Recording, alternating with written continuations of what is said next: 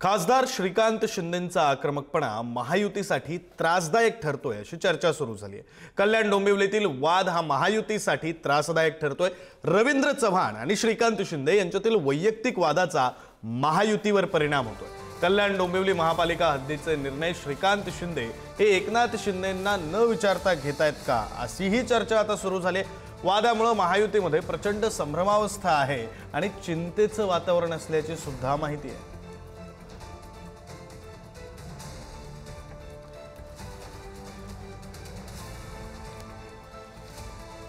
खासदार श्रीकांत शिंदे यांचा आक्रमकपणा महायुतीसाठी त्रासदायक ठरत असल्याची चर्चा सध्या राजकीय वर्तुळामध्ये रंगलेली आहे। खरं तर भाजपचे प्रदेशाध्यक्ष रवींद्र चव्हाण आणि श्रीकांत शिंदे यांच्यातला अंतर्गत वाद, वैयक्तिक वाद हा महायुतीसाठी त्रासदायक ठरत असल्याची चर्चा सध्या राजकीय वर्तुळामध्ये रंगू लागलेली आहे। दोघांचंही कार्यक्षेत्र एक असल्यामुळे, दोघांचीही जमेची ठिकाणं एकच असल्यामुळे या दोघांमध्ये काही वैयक्तिक वाद आहेत। त्यातही पुन्हा आता स्थानिक स्वराज्य संस्थांच्या निवडणुका आहेत। दोघाही नेत्यांना आपापल्या पक्षासाठी जास्तीत जास्त जागा निवडून आणणं हे अधिक महत्त्वाचं असणार आहे आणि त्यामुळे या सगळ्या वादाचा परिणाम, या सगळ्या स्पर्धेचा परिणाम, वैयक्तिक वादांचा परिणाम महायुतीवर होत असल्याची चर्चा सध्या रंगू लागली। श्रीकांत शिंदे यांचा आक्रमकपणा महायुतीसाठी त्रासदायक ठरतोय का, अशीही चर्चा रंगू लागली आहे। तर श्रीकांत शिंदे एकनाथ शिंदेंना न विचारता प्रश्न मार्गी लावतायत का, काही निर्णय घेतायत का, अशीही चर्चा राजकीय वर्तुळात रंगू लागली आणि त्यामुळे महायुतीमध्ये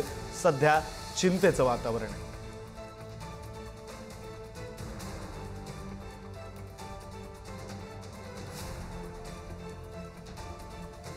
खासदार डॉक्टर श्रीकांत शिंदे यांचा आक्रमकपणा महायुतीसाठी त्रासदायक ठरतोय अशी चर्चा सध्या राजकीय वर्तुळामध्ये रंगू लागले। कल्याण डोंबिवलीमध्ये असलेला वाद, आता अर्थात कल्याण डोंबिवली हे श्रीकांत शिंदेंचंही कार्यक्षेत्र आहे आणि भाजपचे प्रदेशाध्यक्ष असलेले रवींद्र चव्हाण यांचंही कार्यक्षेत्र आहे। त्यामुळे या दोघांचं कार्यक्षेत्र एकच असल्यामुळे दोघांनाही आगामी स्थानिक स्वराज्य संस्थांच्या निवडणुकांमध्ये आपल्या पक्षासाठी जास्तीत जास्त उमेदवार निवडून आणायचे असल्यामुळे काही वाद आहेत, काही वैयक्तिक वाद आहेत आणि या वैयक्तिक वादांचा परिणाम महायुतीवर होतोय।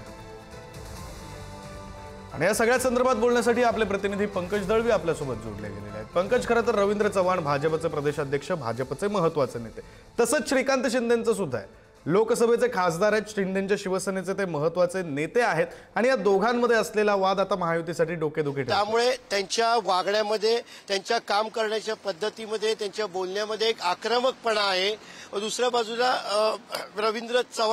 रवींद्र चव्हाण हे तुलनेने आपण म्हटलं तर शांत पद्धतीने काम करणारं नेतृत्व आहे। त्यामुळे कल्याण डोंबिवली या भागामध्ये श्रीकांत शिंदे यांचं आक्रमकपणे वावरणं, आक्रमक काम करण्याची शैली ही कदाचित रवींद्र चव्हाण यांना खटकू लागली या भागामध्ये आणि त्या आक्रमकपणामुळे कल्याण डोंबिवलीमध्ये शिवसेना आणि भाजपा यांच्यामध्ये खटके उडायला सुरुवात झाली। अनेक संदर्भ त्याला आहेत, मात्र तुलनेनं श्रीकांत शिंदे यांचं आक्रमक शैली असल्यामुळे तिकडे कधी कधी गोष्टी ज्या आहेत त्या अडचणीच्या ठरतात का, असा प्रश्न निर्माण होतो। एकनाथ शिंदे यांनी कल्याण डोंबिवलीचे निर्णय घेण्याची पूर्ण अधिकार जे आहेत ते खासदार श्रीकांत शिंदे यांना दिलेले आहेत, कारण श्रीकांत शिंदे हे तिकडचे खासदार आहेत, तळागाळाच्या कार्यकर्त्यांशी त्यांचा संपर्क आहे, त्यामुळे ते अधिकार त्यांना दिलेले आहेत। असं असताना त्यांच्या आक्रमक शैलीमुळे कुठेतरी भाजपा आणि शिवसेनेमध्ये जे आहे ते कुठेतरी वाद निर्माण व्हायला लागले।